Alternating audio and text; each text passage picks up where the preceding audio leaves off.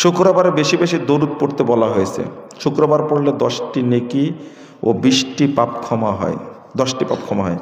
এভাবে প্রতিদিন পড়লে একই নেকি হবে। শুক্রবারে বেশি বেশি পড়বেন দরুদ, অন্যবারেও পড়বেন। স্বামীর আগে স্ত্রী মারা গেলে সে কি জান্নাতে কিছু, স্বামীর আগে স্ত্রী মারা গেলে সে কি জান্নাতে?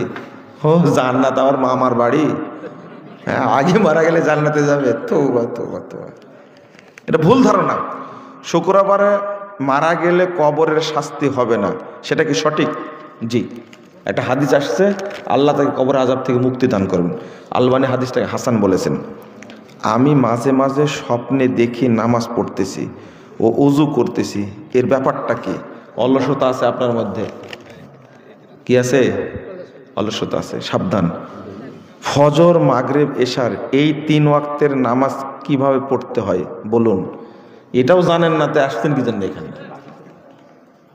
সূরা ইয়াসিন 3 বার পড়লে, সূরা ইখলাস, আচ্ছা 3 বার পড়লে 1 বার কোরআন পড়ার নেকি পাওয়া যায়। এটা কি কোরআন মাজিদ দেখে পড়তে হবে না এমনি পড়তে হবে? দেখে পড়বেন।